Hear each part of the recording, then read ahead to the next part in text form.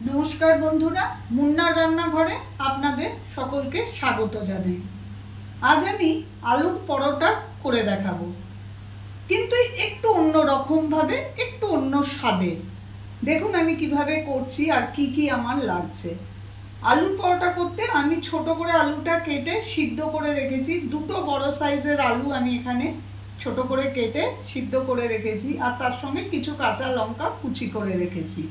और मयदा लागबे, सादा तेल लागबे, नुन लागबे, मयदा आमी एकटु शुकनो रेखेछि बेलार समय लागबे, गोलमरिच लागबे, धने गुঁড়ো, जिरे गुঁড়ো और गोटा जिरे आमार फोड़ने लागबे जखन आमी पुरटा बानाबो।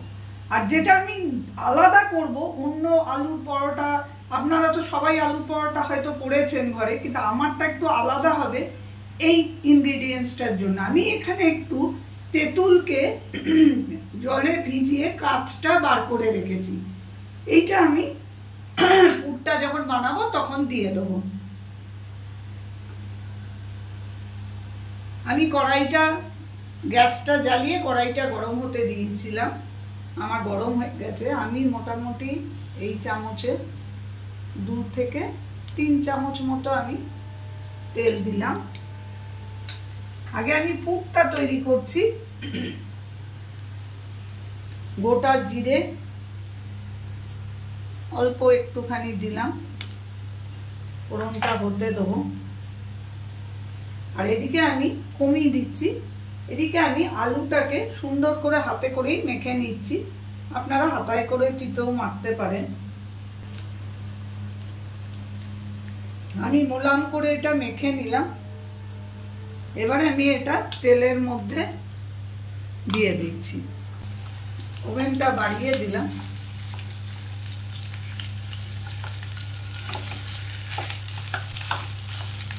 খুন্তি করে করে ভালো করে এটা তেলের মধ্যে মিশিয়ে নিচ্ছি। এবারে আমি এর মধ্যে পরিমাণ মতো নুন দিচ্ছি আর দেব গোলমরিচের গুঁড়ো। আর আমি কিচ্ছু কিন্তু এর মধ্যে দেব না, এখনই একটুখানি নাড়ব, তারপরে আমি অন্য গুঁড়ো মশলাগুলো দেব। আগে এটা দিয়ে একটুখানি ভালো করে মিশিয়ে নেব। 1 মিনিটের মতো নাড়াচাড়া করে নিলাম। এবারে এর মধ্যে আমি অল্প একটু ছোট চামচের অল্প একটুখানি ধনে গুঁড়ো আর অল্প একটু জিরে গুঁড়ো দিয়ে দিলাম।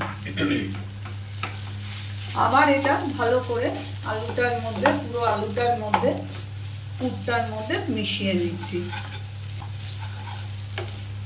আমার আঁচটা কিন্তু বাড়ানোই আছে, ওভেনটা বাড়ানোই আছে। আমি এইভাবে একটুখানি এটাকে ভালো করে কড়াইয়ের মধ্যে নেড়ে নেব। 2-3 মিনিট ধরে আমি এটাকে নেড়ে নিচ্ছি।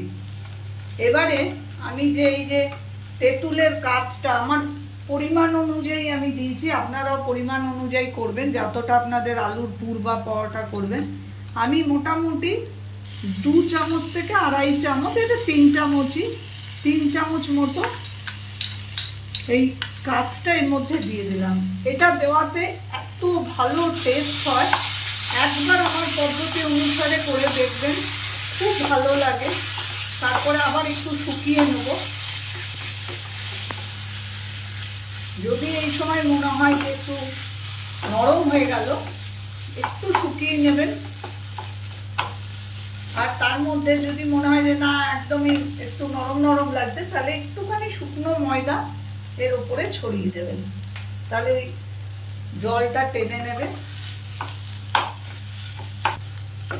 মিনিট 5-এর মধ্যেই কিন্তু রেডি হয়ে গেল আমার আলুর পুরটা। আমি গ্যাস ওভেনটা বন্ধ করলাম, করে আলুর পুরটাকে প্রথমে ঢেলে রেখে দিচ্ছি। এবার এটাকে সরিয়ে রাখলাম পাশে। এবারে আমি ময়দাটা মেখে নেব। ময়দাটার মধ্যে আমি অল্প করে নুন দিলাম, অল্প একটু গোলমরিচ এতেও দিয়ে দেবো, আর দেবো ময়ানের জন্য সাদা তেল, 2 চামচ আর একটু, আমি অল্প করেই করছি, আপনারা আপনাদের পরিমাণ মতো ময়ামটা দেবেন। খুব বেশি ময়াম দেওয়ার দরকার নেই, পুর ভরা পরোটা এমনি নরম হয়। এবারে শুকনোতে আমি এগুলো ভালো করে মিশিয়ে নিচ্ছি। খুব ভালো করে দেখুন আমার মেশানো হয়ে গেছে। এবারে আমি অল্প করে জল দেবো আর ময়দাটা মেখে নেব। 3 মিনিট ধরে খুব ভালো করে ময়দাটা ঠেসে ঠেসে মেখে নিয়েছি। এবারে আমি এর থেকে লেচি করব। আমি লেচি খুব একটা বড় করব না, দেখুন এরকম সাইজের করব। বেলার মধ্যেও আমি একটু নতুনত্ব আনার চেষ্টা করেছি, দেখাচ্ছি আমি সেটা পরে। আমি 4টে লেচি এইরকম সাইজের, খুব বড়ও না আবার খুব ছোটও না, এরকম সাইজের 4টে লেচি আমি করে নিলাম। কিন্তু আমার পুরটা খুব গরম আছে, আমি একটু মিনিট 5 এটাকে ঠান্ডা হতে দেবো, তারপর আবার ফিরে আসছি, পরোটাগুলো বেলবো। দেখুন বন্ধুরা, আমি ঠিক 5-7 মিনিট পর আবার ফিরে এলাম। আমার পুরটা মোটামুটি ঠান্ডা হয়ে গেছে। এবারে আমি পরোটাগুলো বেলবো। কিভাবে করছি দেখুন, আমি প্রথমে এই ছোট একটা লেচিকে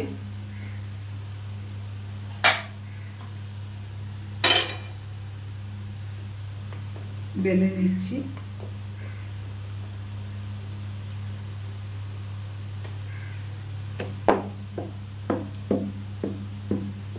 আমি এইভাবে গোল করে পরোটাটাকে সুন্দর করে বেলে নিলাম।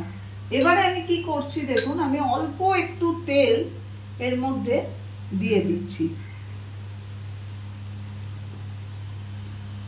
দিয়ে আমি এটাকে এই প্লেটের মধ্যে নিয়ে নিলাম এবং এই যে পুরটা করেছি আমি এই পুরটাকে এর ওপরে সুন্দর করে দিয়ে দিচ্ছি।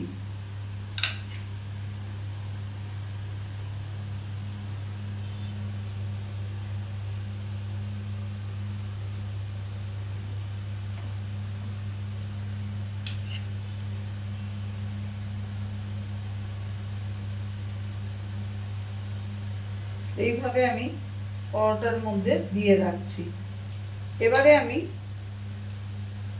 আরেকটা পরোটা বেলে নিচ্ছি। এইভাবে বেলে নিলাম। এবারে আমি এর মধ্যে এর সাইডগুলোয় আমি একটু করে জল লাগিয়ে দিচ্ছি, সাইড বরাবর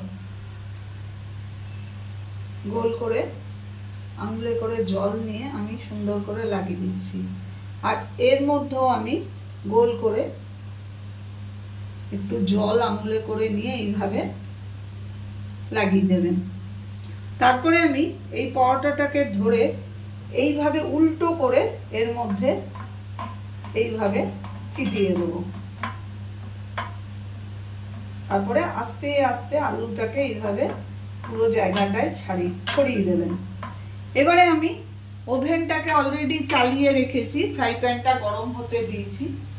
এবারে আমি পরোটাটা একটু আস্তে সাবধানে তুলবেন, তুলে আমি উল্টো করে এইভাবে পরোটাটা তাওয়ার মধ্যে বা ফ্রাই প্যানের মধ্যে দিয়ে যাচ্ছি। একটু এইভাবে চেপে চেপে দেবেন। আটাটার মধ্যে জল দেওয়া আছে বলে চারিদিক থেকে মোটেও ওটা খুলবে না। আর খুব সুন্দর করে এটাকে সেঁকবো, একটু টাইম নিয়ে মিনিট 5 ধরে খুব সুন্দর করে এটাকে সেঁকবো। প্রথমে বাড়িয়ে কমিয়ে সেঁকবেন, বারবার এটাকে উল্টে পাল্টে খুব সুন্দর করে সেঁকবেন। সাইডগুলো একটু চিপে চিপে ভালো করে সেঁকবেন, নাহলে কাঁচা থেকে যেতে পারে। সেঁকাটা যত ভালো হবে পরোটাটা খেতে তত ভালো হবে। এইভাবে সেঁকা হয়ে যাওয়ার পর দেখুন আমার মোটামুটি সব জায়গাটাই দেখে মনে হচ্ছে যে সেঁকা হয়ে গেছে। এবারে আমি এর মধ্যে তেলটা দেব।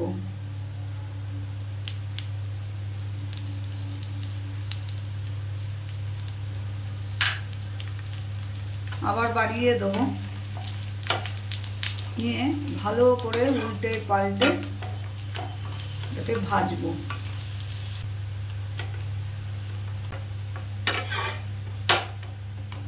এটা আমার হয়ে গেল। আমি এইভাবে আরেকটা পরোটাকেও করে নিচ্ছি। এই একইভাবে আমি আরেকটা পরোটাও করে নেব। দেখুন বন্ধুরা, আমি ওই একইভাবে আরেকটা পরোটাও করে নিয়েছি। এবারে আমি এটা আপনাদের একটু গরম আছে বলে আমি একটু ছুরি দিয়ে কেটে দেখাচ্ছি। এইভাবে কেটেও আপনারা 4 ভাগ করে পরিবেশন করতেই পারেন।